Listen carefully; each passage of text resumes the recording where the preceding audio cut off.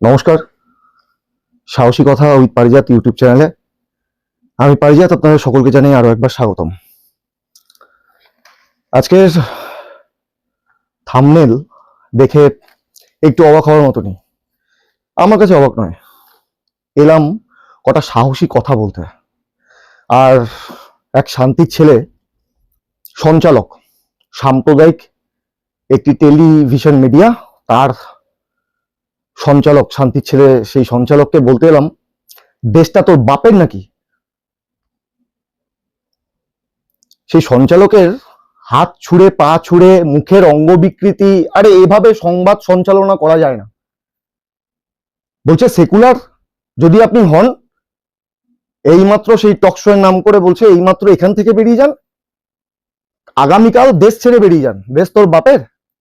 বলছে গান্ডে পিণ্ডে খাবেন আর সেকুলারিজম করবেন। বলি ধর্মনিরপেক্ষ যারা রয়েছেন, যারা সেকুলার, তারা কি তোর বাপের খায়? এত বড় স্পর্ধা! মানে ওর কাছ থেকে, শান্তির ছেলে, ওর কাছ থেকে শিখতে হবে ধর্মনিরপেক্ষতা কি জিনিস। বলছে সংবিধানে আগে ধর্মনিরপেক্ষতা ছিল না। আরে আগে সংবিধানটা পড়, স্টুডিও এসে হাত পা ছুড়ে নাচন কাঁদন। আরে বাপ রে, শান্তির ছেলের সে কি ভঙ্গিমা! দিল নোবেল, দিল কেউ মেডেল, দিল কেউ দিল না তো। আয় আমি তোকে শোনাই এবার ধর্মনিরপেক্ষতা কাকে বলে। আয় আয় আমার এই ভিডিওর মধ্যে দিয়ে শোন। অনেকে জানি এই ভিডিও, আমার এই উগ্রতা দেখে হয়তো সহমত পোষণ হবে না, আমার কিচ্ছু যায় আসে না। সেদিন যদি উগ্রতা ওই শান্তির ছেলে দেখাতে পারে, তাহলে শান্তশিষ্ট ভদ্রলোক বিশিষ্ট আমিও আজকে উগ্রতা দেখাতেই পারি। ধর্মনিরপেক্ষতা শেখাবো। আয় কি বলছে? বলছে ধর্মনিরপেক্ষ শব্দগুলো সংবিধানে ছিল না। কে বলেছে সংবিধানে ছিল না? সংবিধানে হিউম্যান রাইটস, নাগরিকের মৌলিক অধিকার, তার আন্ডারে ছত্রে ছত্রে এই জিনিসগুলোই ছিল। কি স্ট্র্যাটেজি, এই ধর্মনিরপেক্ষ বা সেকুলার রাষ্ট্র, তার যে মূল বৈশিষ্ট্য, সেগুলো সব ছিল। বলি শান্তির ছেলে, সেগুলোকে সব একত্রিত করে ধর্মনিরপেক্ষ বা সেকুলারিজম ন্যাশন 1976 সালে সংবিধানের 42তম সংশোধনীতে অন্তর্ভুক্তি যিনি করিয়েছিলেন, তিনি ভারতের লৌহ মানবী, ভারতরত্ন, তৎকালীন প্রধানমন্ত্রী প্রয়াত প্রিয়দর্শিনী ইন্দিরা গান্ধী।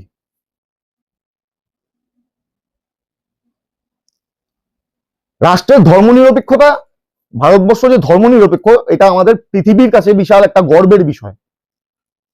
সেকুলার ধর্মনিরপেক্ষ হওয়া অন্যায় নয়, এটাই উচিত।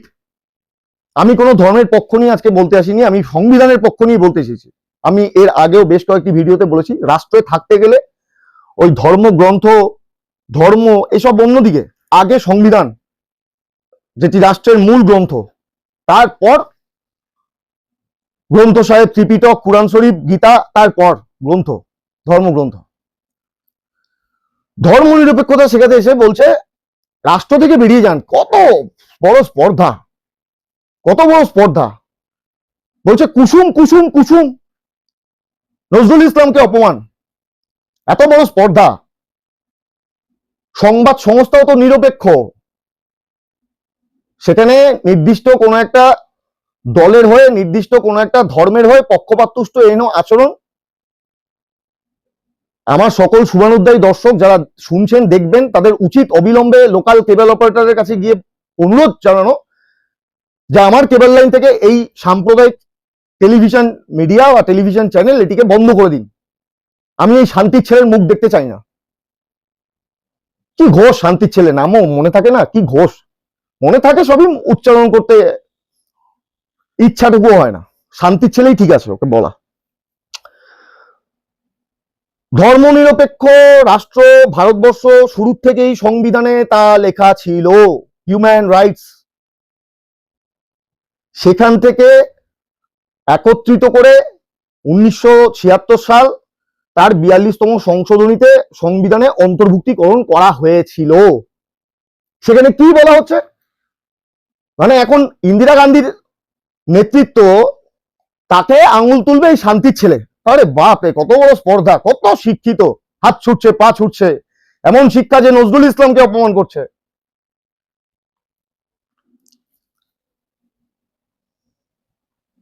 ইন্দিরা গান্ধীকে পুরীর মন্দিরে ঢুকতে দেয়নি, তা বলে তিনি নতুন করে জগন্নাথ মন্দির তৈরি করেননি।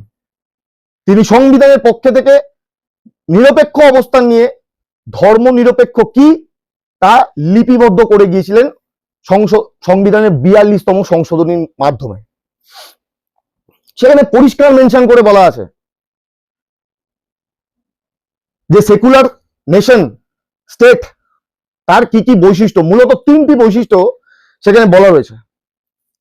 প্রথম বলা হচ্ছে কি, one religious community does not dominate another. নির্দিষ্ট একটি সম্প্রদায় কখনোই অন্য একটি সম্প্রদায়কে ডমিনেট করতে পারবে না। মানে যেটা বাংলাদেশে হয় যে ওখানে মসজিদে আজান টাজান পড়লে পার্শ্ববর্তী বা ওই অঞ্চলে যদি কোথাও হিন্দুদের বা মানে কোনো উৎসব হয়, সনাতনী ধর্মীয় আস্থাভাজনদের কোনো উৎসব বলে, তারা সেটিকে বন্ধ করে দেয়। আমার রাষ্ট্রে সেটি করা যাবে না। আমার রাষ্ট্রে রামনবমীর মিছিল বেরোচ্ছে বলে মসজিদ ঢেকে ফেলতে হবে, এটি করা যাবে না, এটি অসাংবিধানিক। আর সংবিধানকে চ্যালেঞ্জ করার এত স্পর্ধায় শান্তির ছেলের। তো কি বলা হচ্ছে সংবিধানের মূল বৈশিষ্ট্য? প্রথম বৈশিষ্ট্য, ধর্মনিরপেক্ষ রাষ্ট্র হিসেবে one religious community does not dominate another. একটি নির্দিষ্ট সম্প্রদায় কখনোই অন্য সম্প্রদায়কে ডমিনেট করবে না। নাম্বার 2, দ্বিতীয় বৈশিষ্ট্য, মূলত 3টি বৈশিষ্ট্য রয়েছে ধর্মনিরপেক্ষ রাষ্ট্রের জন্য। দ্বিতীয় বৈশিষ্ট্য, some members do not dominate to other members of the same religious community. অর্থাৎ একই সম্প্রদায়ের বা একই ধর্মের কোনো একটি সম্প্রদায়, একই ধর্মের কোনো একটি সম্প্রদায় অন্য কোনো সম্প্রদায়ের উপরে ডমিনেট করতে পারবে না। অর্থাৎ কি বলা হচ্ছে, আমি উচ্চবর্গীয়, আমি আমার দিক দিয়ে বলছি, সনাতনী, আমি ব্রাহ্মণ, উচ্চবর্ণীয়, আমি দলিতকে মন্দিরে ঢুকতে দেবো না এটা বলতে পারবো না, তাহলে সেটা ধর্মনিরপেক্ষ হচ্ছে না। আমি দলিত কাউকে পিটিয়ে খুন করে দিলাম, আমি উচ্চবর্গীয় বলে মন্দিরে তাকে ঢুকতে দিলাম না, কেউ ট্রান্সজেন্ডার বলে তাকে আমি মন্দিরে ঢুকতে দেবো না, এইগুলো চলবে না। কিন্তু এটা হচ্ছে, এটাই হয়ে চলেছে। আরে সংবিধানের তোয়াক্কা কে করে? সংবিধান তো লেখা হয়েছিল ভালোর জন্য, সংবিধানের তোয়াক্কাটা কে করে? 3 নম্বর, the state does not enforce any particular religious nor take away the religious freedom of the individuals. রাষ্ট্র কখনোই কোন একটি ধর্মের প্রতি উদারতা দেখাতে পারবে না। বরাবর বলা হচ্ছে 1976 সালে 42তম সংশোধনীতে যেগুলি বলা হয়েছিল সেগুলো সংবিধান শুরুর সময় থেকেও সিটিজেন্স অ্যাক্টের মধ্যেই ছিল। বরাবর বলা হচ্ছে রাষ্ট্র সবসময় আলাদা থাকবে, রাষ্ট্র পক্ষপাত তুষ্ট হবে না, রাষ্ট্র নিরপেক্ষ অবস্থান থাকবে।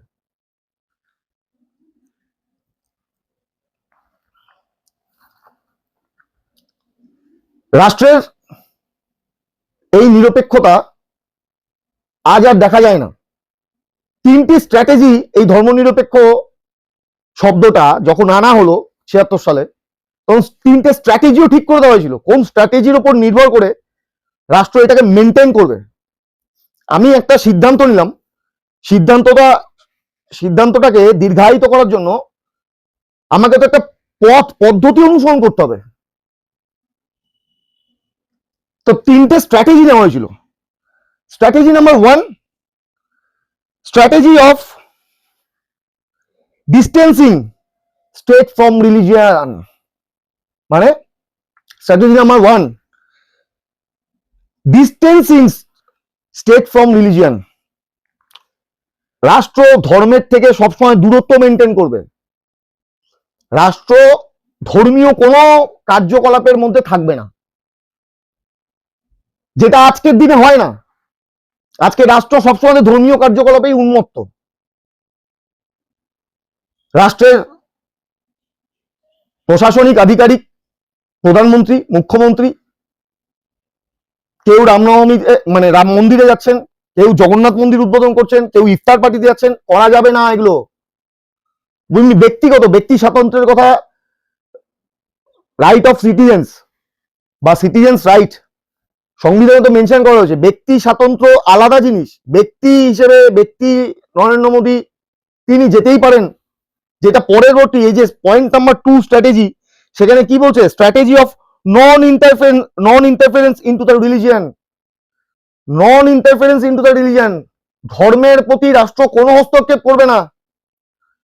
রাষ্ট্র মানে সরকারি গাড়ি চেপে, সরকারি বডিগার্ড নিয়ে, সরকারি পদে থেকে, সরকারি নাম নিয়ে কোন রকম ভাবেই কোনো ধর্মের সাথে যুক্ত থাকা যাবে না। জগন্নাথ মন্দির যদি পশ্চিমবঙ্গের মাননীয় মুখ্যমন্ত্রী উদ্বোধন করতে যাচ্ছেন, অসাংবিধানিক। কোন একটি নির্দিষ্ট ধর্মের প্রতি পক্ষপাত তুষ্ট আচরণ হলো। নরেন্দ্র মোদীজি রামনবমীর মাফ করবেন রাম মন্দির উদ্বোধন করে আসছেন, অসাংবিধানিক। ব্যক্তি মমতা ব্যানার্জি জগন্নাথ মন্দির উদ্বোধন করতে পারেন, ব্যক্তি মমতা ব্যানার্জি ইফতার পার্টিতে যেতে পারেন, ব্যক্তি স্বাতন্ত্র্যের কথা সংবিধানে মেনশন করা আছে। ব্যক্তি নরেন্দ্র মোদী রাম মন্দির উদ্বোধন করতে যেতে পারেন, ব্যক্তি নরেন্দ্র মোদী হোয়াট এভার যেখানে হোক, তিরুচিরাপল্লী হোক, রামেশ্বরম হোক, সেখানে গিয়ে পুজো দিতে পারেন। রাষ্ট্রের তরফ থেকে তিনি কেন যাবেন? রাষ্ট্রের তরফ থেকে তো তিনি যেতে পারেন না, রাষ্ট্র আলাদা। রাষ্ট্রের প্রধানমন্ত্রী আমি তখন মানে রাষ্ট্রের সংবিধানের মধ্যে বাধা, সেটাকে উপেক্ষা করে আমি যেতে পারি না। আমি ব্যক্তি হিসেবে যেতে পারি, ব্যক্তি স্বাতন্ত্র্য।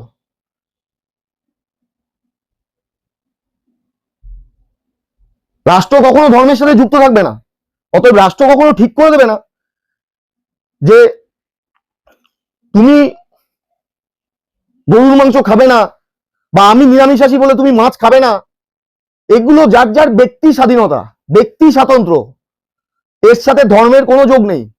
এমনকি যদি কেউ হিন্দু থেকে মুসলিম হন, মুসলিম থেকে হিন্দু হন, হিন্দু থেকে খ্রিস্টান হন, খ্রিস্টান থেকে হিন্দু হন, ওই যেখান থেকে যেখানে আসছে সেই সেখানকার লোকেরা যদি সেই ব্যক্তির ওপর চড়াও হয় আক্রমণাত্মক ভাবে, রাষ্ট্র সেই ধর্মান্তরিত হওয়া ব্যক্তিকে প্রোটেকশন দিতে বাধ্য। রাইট টু সিটিজেন্স অ্যাক্ট সেদিনও বলা ছিল, 1976 সালে 42তম সংশোধনীতে সেইটিকেই মেনশন করা হয়েছিল। ধর্মনিরপেক্ষ হলে দেশ থেকে বেরিয়ে যান, ওর বাবার দেশ।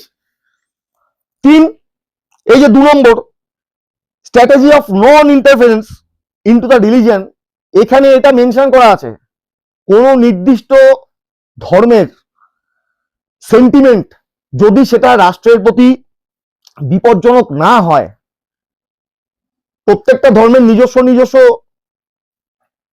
কিছু বৈশিষ্ট্য আছে, সেটি যদি হার্মফুল না হয়, রাষ্ট্রের জন্য ক্ষতিকারক না হয়, তাহলে রাষ্ট্র সেটির বিরুদ্ধে বা সেটির এগেনস্টে কোনো হস্তক্ষেপ করতে পারবে না। এ প্রসঙ্গে বলে রাখি, রাষ্ট্র ধর্মের সেন্টিমেন্ট যা রাষ্ট্রকে মানে ক্ষতিগ্রস্ত করে না, সেরকম ধর্মের সেন্টিমেন্টকে প্রোটেক্ট করতে তার জন্য আলাদা আইনও তৈরি করতে পারবে।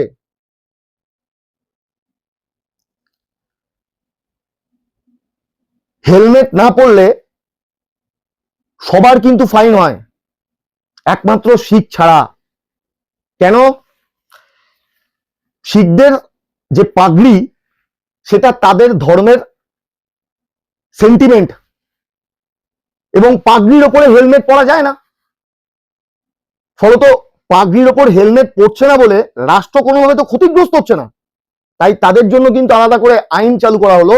একমাত্র শিখ ব্যক্তি, পাঞ্জাবি পাগড়িধারী, তারা হেলমেট না পরলেও অপরাধ করছেন না। গাড়ি চালাবার ক্ষেত্রে হেলমেট পরা যায় না পাগড়ির উপরে, শিখদের কাছে ওটা একটা সেন্টিমেন্ট। এখানে সব ধর্মের কথা বলা হয়েছে। সাম্প্রদায় মাফ করবেন, ধর্মনিরপেক্ষতা শিখতে হবে এই শান্তির ছেলের কাছে। আমি শিখিয়ে দিচ্ছি, একটু সংবিধানটা পড়ে নে, অবসর সময় একটু সংবিধানটা পড়ে নে। 3 নম্বর স্ট্র্যাটেজি অফ ইন্টারভেনশন, রাষ্ট্রের হস্তক্ষেপ। মূল বিষয় রাষ্ট্রের হস্তক্ষেপ। যেটি, হ্যাঁ, এইটিও ওই 1976 সালের বাঘিনী এই ইন্টারভেনশন মানে হস্তক্ষেপ করে দেখিয়েছিলেন অপারেশন ব্লু স্টার। তুমি ধর্মের নামে কোনো বিধর্মী কাজ করতে পারবে না, রাষ্ট্রদলে সেখানে হস্তক্ষেপ করতে বাধ্য হবে। আমি কালী পুজো করছি, আমি যদি বলি এখন এখানে নরবলি দেবো, আমি, এটা হয় নাকি? রাষ্ট্র তখন ওখানে ইন্টারভেনশন মানে হস্তক্ষেপ করতে বাধ্য। তুমি ধর্মের নামে অমৃতসরের স্বর্ণ মন্দির, সেখানে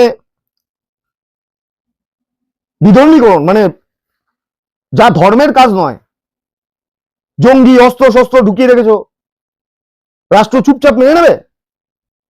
ধর্মীয় স্থানে ধর্মীয় কাজ হবে। অপারেশন ব্লু স্টার হলো, সাকসেস হলো। এই যে তালাক তালাক তালাক, তুমি ধর্মের নাম করে তালাক তালাক তালাক দিচ্ছ, একটা ব্যক্তি স্বাধীনতা, নারীর স্বাধীনতা, রাষ্ট্র সেটা মেনে নেবে? তালাক বন্ধ হয়ে গেল। অতএব ধর্মের নাম করে যদি কোথাও কোনো বিধর্মী বা বেআইনি অসাংবিধানিক বা ক্রিমিনাল অ্যাক্টিভিটি যদি হয়, রাষ্ট্র সেখানে হস্তক্ষেপ করতে বাধ্য হবে। অতএব ধর্মনিরপেক্ষ কি, ধর্মনিরপেক্ষ কেন, ধর্মনিরপেক্ষ কি উদ্দেশ্যে বলা হয়েছে, সেটা না জেনে মূর্খের মতন বলা যায় না দেশ থেকে বেরিয়ে যান, কালকেই রাষ্ট্র ছেড়ে বেরিয়ে যান। তোর বাবার দেশ, দেশটা তোমার বাবার, তুমি ওখান থেকে বলে দিচ্ছ গান্ডে পিণ্ডে দেশের খাবেন, দেশের ফুটো করবেন। কে ধর্মনিরপেক্ষ যারা সেকুলার তারা দেশকে ফুটো করছে? দেশকে তো ফুটো করছেন আপনার মতন শান্তির ছেলে সঞ্চালকরা, যারা একটা এরকম থমথমে শোকার্ত পরিবেশ তাতে সাম্প্রদায়িক ঘি ঢালছে। ধর্মনিরপেক্ষতা শিখতে হবে এই সাম্প্রদায়িক টেলিভিশন মিডিয়ার শান্তির ছেলে সঞ্চালকের কাছ থেকে। ফলাও করে বলে দিচ্ছে, পাবলিকও খেয়ে নিচ্ছে, এক শ্রেণীর মূর্খ পাবলিক। এই তো ধর্ম উন্মাদ ধর্মান্ধ যারা, তারা আমার এই ভিডিওতে কমেন্ট সেকশনে আমাকে গালাগালি দেবে, আমার কিচ্ছু যায় আসে না, আমার তাতে কিচ্ছু যায় আসে না। যেটা সত্য, যেটা সাংবিধানিক, সেইটাই তুলে ধরলাম।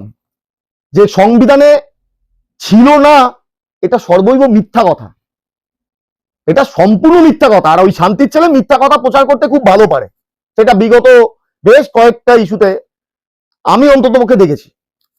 ধর্মনিরপেক্ষতা শব্দগুলো পার্টিকুলারলি মেনশন ছিল না, কিন্তু রাইট অফ সিটিজেন্স সেখানে এগুলো সবকটাই উল্লেখিত ছিল, যেগুলোকে একত্রিত করে 42তম সংশোধনীতে 1976 সালে অন্তর্ভুক্তি করান ইন্দিরা গান্ধী, সেকুলার নেশন। অতএব রাষ্ট্র সবসময় নিরপেক্ষ থাকবে। তাই কি আছে? স্টেট কি নিরপেক্ষ? স্টেট তো নিরপেক্ষ নয়, স্টেট তো পক্ষপাত তুষ্ট। নরেন্দ্র মোদীজি 2014 সালে নির্বাচনী প্রচারের সময় কোন এক সাক্ষাৎকারে বলেছিলেন, সেকুলারিজম আমার রক্তে রয়েছে, ধর্মনিরপেক্ষতা আমার রক্তে মিশে রয়েছে। তাহলে এই যে দেশ ছেড়ে চলে যেতে বলা হলো, সেটি কি মোদিজিকেও বললেন এই শান্তির ছেলে? আমি ঠিক বুঝলাম না কাকে বলছেন।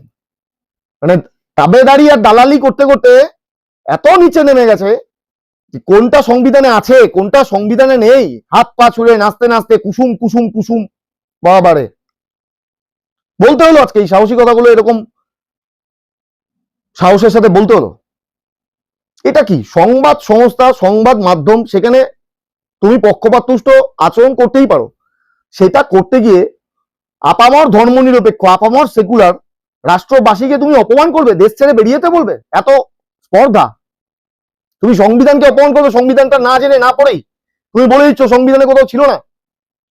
একটা প্রশ্ন করলে তো সংবিধান থেকে মনে হয় হাত কাঁপতে থাকবে, যেরকম ভাবে কাঁপে বলার সময় দেশ থেকে বেরিয়ে যান। আপনারা ভেবে দেখুন, এদের টিআরপি বাড়াবেন না সাহসের সাথে সাহসী কথা বলছি বলে আমাকে শুভেচ্ছা জানাবেন? আন্তরিক ধন্যবাদ, কৃতজ্ঞতা জানাই। এই কদিনে নতুন এই প্রয়াস সাহসের সাথে সাহসিকতা বলতে এসে যেভাবে আপনাদের ভিউ বেড়েছে তাতে সত্যি কৃতজ্ঞ। তবে আরো কৃতজ্ঞ হব,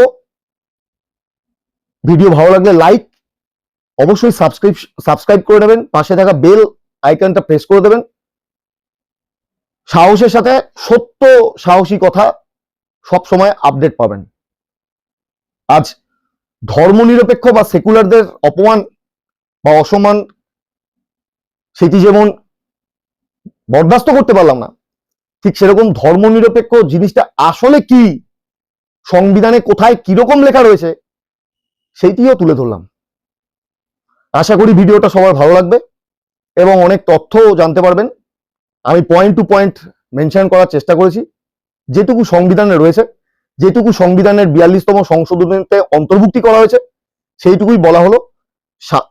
সত্য কথা সাহসের সাথে শুনবেন, বলবেন, ভাববেন। আর কেউ নাচছে, ঝাপাচ্ছে, লাফাচ্ছে, তাতে সেগুলো মেনে নিয়ে, সেগুলো খেয়ে নিয়ে তারটাই সত্যটা সঠিকভাবে না জেনে সোশ্যাল মিডিয়ায় গিয়ে অ্যাক্টিভ হয়ে এগুলো করবেন না। এতে আখেরে লাভ কোনো একটা নির্দিষ্ট রাজনৈতিক দল, কোনো একটা নির্দিষ্ট সংবাদ মাধ্যম, কোনো একটা নির্দিষ্ট রাষ্ট্র, কোনো একটা নির্দিষ্ট মৌলবাদ, কোনো একটা নির্দিষ্ট সন্ত্রাসবাদ, তাদেরই হবে।